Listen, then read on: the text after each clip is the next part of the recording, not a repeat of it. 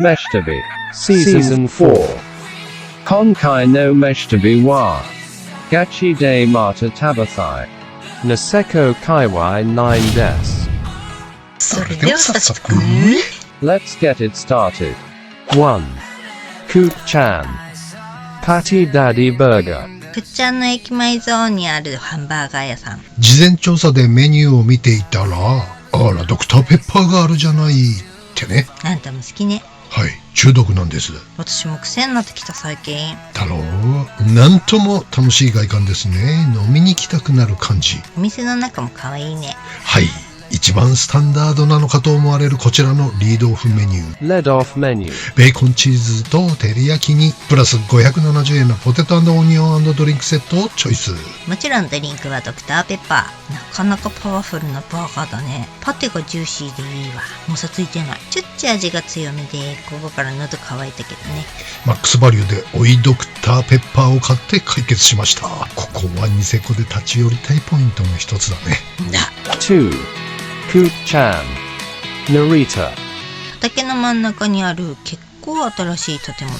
目の前にドドドドドーンというお定座。オーナーはジャズミュージシャンかな。ジャズ系の CD やら楽器たちが店内にあり、時々ライブなんかやってる感じの感じ。へえ。着席してメニューを見て決めたら、入り口横で注文して番号札をもらう先払いシステム。パイセンの書き込みからコロッケが一押しであると判断し、コロッケ定食850円を注文。あらいいわねコロッケ。コロッケメンチカツ定食ってのも超気になったんだけれども、皆さんメンチに対するコメントはそっけなかったんだよね。コロッケ勝負です。コロッケだけ定食ってなかなかないよね。そうなんだ。じゃがいも王国北海道だからね、専門店があってもいいくらいだと思うんだけどね。専門店？コロッケの？そうそう。男爵北あかりメイクイン東野豊城スノーデン北姫と銘柄もたくさんあるしさ、コロッケだけじゃなく同じネタをただ焼いてステーキにしても美味しいと思うんだけどね。じゃがいものステーキ？そうそう。チーズ乗せたりサワークリームかけたりして。あらステーキだろう。いやーコロッケ最高した。もうサックサク、必要以上に味付けされてなくってナチュラルに芋って感じ。脂っこくなくて本当に美味しかった。いいなぁコロッケ。びっくりしたのはキャベツの量。半端ない量です。結構なボリュームの広島風お好み焼き作れるレベルの量でした。山盛りじゃん。山盛りさ。わあそれだけで腹パンになりそうだ。腹パンさ。コロッケ最高。北海道もっとコロッケやった方がいいと思うな。賛成。 3. Niseko Saito Seipan 住宅街にある古民家をリノベした味わいのある店舗。揚げコッペアイスが絶品。注文してから揚げる揚げコッペに冷たくてさっぱりとしたアイスの相性が素晴らしいっていう書き込みを見て一目散に来たんですが、業者からアイスが届いてないんでできないんですとのこと。業者さん業者さんお願いします。アイス届けてね。ちなみに3ヶ月ほど入荷がないんだよね。3ヶ月なんで？わかりません。お願いします。豆乳クリーム揚げパン懐かしくって美味しかったな。ねえ、次回はぜひ揚げたてコッペアイスいただきたいですね。4. Hirafu Tawuchi Soba Ichimula 黒松内町にある専用畑で有機無農薬栽培で育てられた玄そばを毎日石臼引きし、ニセコの天然水で手打ちされたというありがたいおそばをいただきにこちらへ。おいらも10年ぐらい前にここは食べたことがあるんだけれども、そんなに丁寧に打たれたそばとは知りませんでした。こだわり半端ないっすね。基本は二八そばですが、数量限定で10割そばがあって、それが大人気なんだそうですが、売り切りごめんチーン。出たチーン。だけども28も美味しかったよ。そばの香りが立ち甘さもあります。弾力がある半導体。半導体？九州に来てるかもしれないけどね。熊本あたりでね。はい間違えた。弾力がある噛み応え、そして喉越しが滑らか。そばだけで食べ続けられる美味しさです。つけ汁は鰹節の深みのある味わいに、ソーダ節かサバ節の太い味と強い香りが加わっている。辛めの味で醤油の角がない。おお、そば鑑定人のグリーンから見てもお墨付きのそばってわけだね。ニセコまっかり地区は北海道屈指のつわもの美味しいそばがいただけるそばパラダイスだね。で、どっちだ？ちょっと考えさせてください。じゃんじゃん。 5. Niseko. Killer no you. 土平日だっちゅうのに激混みでした。ニセコ恐るべしです。あら、女子はそうでもないか。いいなあ。女湯サウナは貸し切りだったよ。マジで？男湯は湯と日本人半々で超混雑。サウナ常にウェイティング状態です。マジ？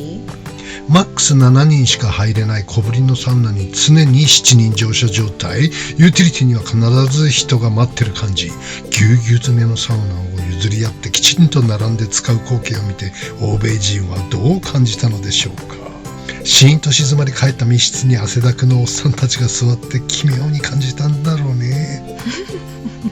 アロマロウリュいいね。いいね。あれかなりお気に入りのコンパクトな浴場です。サウナーにとってはかなりおすすめね。水風呂シングルでカチンコチンになりましたね。はい、カッチンコッチン。夕方からは激混みなので昼間の方が空いてそうだね。だ。 6. Niseko. Milk Kobo Takahashi Bokujo. さすが牧場経営のお店だけあってミルク感たっぷりシュークリーム。生地はパリサク固め。生クリーム多めのカスタードクリーム。そのとろける柔らかい液状の流れ出る牧場のミルクは車の中で食べたら大惨事を引き起こしそうなトロットロ加減。ほぼ液状のクリーム。これは飲むべきシュークリームっすね。クリームが柔らかいので噛むたびに中のクリームが飛び出てきてちょっと食べにくいけど食べづらさと引き換えに口の中に美味しさが広がります。このシューカは美味しいね。皮はしっかりしてっから今度ストロー持参してストローぶっ刺して飲んでみようかな。おー、いいかも。新スイーツ発明。発明7. Today's Katsu Curry-chan. Soba de Kolo Fukui. かなりくっちゃんの町外れにあるお蕎麦屋さんね。こちらはニセコエリアでも 100% ジャパニーズ。お昼休みのお父さん OL たちのお昼ご飯どころって感じですね。外国人対応の気配は全くありません。蕎麦屋さんは外国人に受けいまいちなのかな。うどん屋さんはいっぱいだったのにね。確かに蕎麦が一番受けないのかもね。だけどもおいらはカツカレー。カツカレー担当の母さんが手骨折したみたいなんで大変さ。あら。はい、蕎麦屋のカツカレー。なあ、美味しそう。懐かしい感じのやつだ。そうなんだよ。あんまり蕎麦屋っぽくないんだけれども一さじ目で思わず懐かしいって口から出ちゃう。どこでどう食べた思い出なのかは全く思い出せませんが煮込んだ玉ねぎの感じがたまらない安心安全のカレーでした。トロットロ玉ねぎのやつっしょ。そうそう。なかなか最近見ないもんね、そういうカレー。そうなんだよ。美味しいカツカレーごちそうさまでした。ちょっと提供時間はゆっくりめなので時間に余裕を持って訪れた方がいいですね。お母さんの手が治れば大丈夫っしょ。多分だ。でも左手でよかったね。母さんお大事に。お大事に。 8. Akaigawa. Yamanaka Bokujo. 何やら喉が渇いたのでサムシングスイーツを求めて Something sweet. さまようもニセコのジェラート、クレープ、パンの臨時休業に振られまくって札幌への帰り道キロロの手前でこちらにドライビング。 Drive in. ジェラチックザラついた食感ながらも濃厚なお乳っぽいミルクソフト。なるほど、そういうことか。そういう連携だったのか。名付けてしょっぱいのと甘いのループ作戦。レストランではしょっぱめの料理を提供する程度喉が渇いてスイーツやドリンクが飲みたくなってスイーツやドリンク屋さんが売れる。いや、そんなわけないっしょ。そうかな。あるか。陰謀論？ワンボー論？ダメだったね、ワンボールはね。期待してたんだけどな。 9. Niseko. Del Sol. 去年来れなかったピッツァ屋さんにやっと来れました。去年も第一目標に定めてたんだけれどもタイミングが悪くてね、予約が取れなかったんです。人気店だからね。はい、こちらはアンヌプリスキー場エリアだね。本当にスキー場のすぐ下あたり。特におすすめは卵が嫌いでなければビスマルクです。予約しないとまず入れませんという書き込みをしてくださった食べロガさんに感謝の意を表しつつビスマルクを注文と思いきやメニューに伊達公子がない。いやビスマルクっしょ。大昔に終わった恋の話は持ち出さないで。左遷あれと思いつつビスマルクってありませんでしたっけと尋ねると夜しかないメニューということでした。ガーンショックに青ざめていると見かねた店主さんがお出ししましょうかって言ってくださってね、優しい。ありがとうございました。マジ美味しくて飛んだね、思わずビスマルクポーズ出ちゃったね。出ちゃった。でもこのビスマルクはドイツの元首相のビスマルクに由来してるんだそうです。サッカーじゃなかったんだ。ビスマルク首相は卵が好物だったことから卵を乗せている料理はビスマルク風と呼ばれるようになったんだそうなんです。へえ、そっか。マルゲリータもマルゲリータ王妃が由来だったよね。だのさ。ちなみにビスマルクはドイツ統一の原動力となった名首相だそうで、明治維新の中心人物だった大久保利通や伊藤博文も大きな影響を受けたらしいっす。生地の味から違ってほんとびっくり。過去に経験したピザ屈指の美味しい生地でしたね。味が強めなんだけどソースやチーズがない部分も美味しくなんぼでもいけちゃう、そんな感じ。これは実に美味しいピザでしたね。ここでは他のいろんなピザを食べてみたいですね。賛成。なんかさ、ニセコ行ったらスキーしたくなったね。ね、する？でも一日券高すぎっしょ。びっくりしたね。9800円ってゴルフより高くない？マジ本当だ。Jakai no Meshitabi wa Gachi de Mata Tabathai Saga Kaiwai des Otanoshimini. See you soon. ニセコすごい牡蠣でしたね。すごかった。結構日本中旅してきてね、いろんなスキーリゾートは見てきたんだけど、まあ寂れてましたよね。どこの地域でも寂れてた。大丈夫っていう感じのは、まあキロロも実際そういう雰囲気だったけれども、ニセコだけはまるで別世界ね。いやもう異常だったね。なんかニュースとかでも見てたけど実際行くとちょっと怖いぐらい違った。物価がすごい高いって言われてるけど、それは実際こう調べてみたらスキー場周りだけだったね。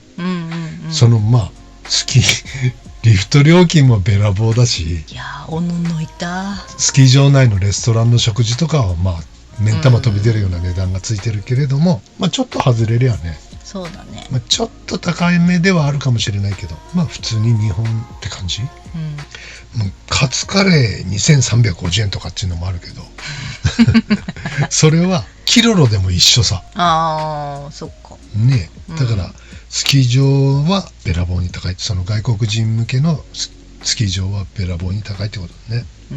温泉とかでも普通に外人たちが頭にタオル乗っけてお湯に浸かっててさ、なんか微笑ましいよね。日本の文化を楽しむ優たちが。そうだね、露天風呂の脇にこうやってずーっと喋ってる外国人も、日本人のおばちゃんみたいな。もうそのマナーはね、ちょっとまあ日本人でもできてない人が結構いるけども、いまいち分かってないっていうかさ、でタオルがねこう折りたたんで頭にポンって乗っけるジャパニーズスタイルはどうもやつら嫌みたいで、こうペローンとかける。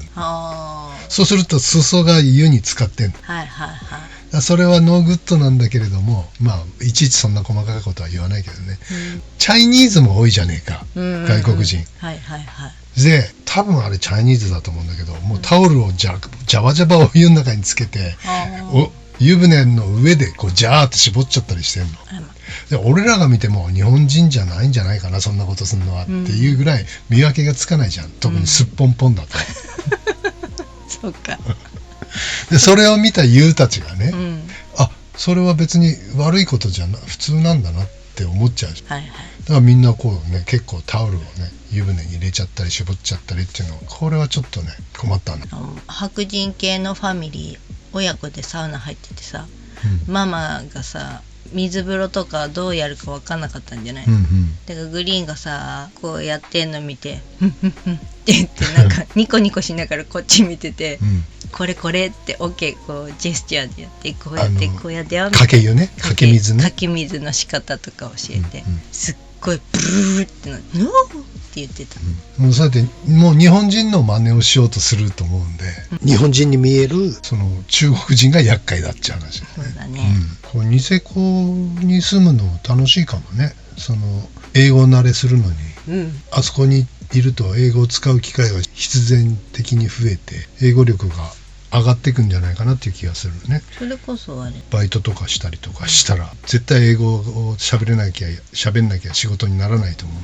それこそ温泉でリゾートバイトに来た女の子がいたな、うんうん九州から英語苦手なんですって言ってたけど1ヶ月ぐらいちょっと勉強しながらバイトするんでって言って楽しそうと思って、それでだいぶ英語力は上がるよね、それ1ヶ月のおかげで。ね、もうそういうね、日本人同士のそういう旅先での出会いっていうね、我々との出会いもあったし、面白いよね。いろんなユウたちも会えるあし、んだけのユウたちがいるんだったら、うんどっかに絶対みんなたむろするバー、社交場的なバーがあるはずなんで、なあ、そういうとこにね、いつも出入りするようにすると、顔見知りが増えて、うん明日一緒に滑ろうぜとか、うんうん、夏一緒にゴルフしようぜとか、そういう風に広がっていくんだよね。そうだよね、いいだから悪くないなと思ってね。そうやってニセコで暮らしてるとさ、うん海外に行くのも尻込みしないで行けるじゃんか、英語圏に、うんうん確かに、っていうのはいいかなと。昔札幌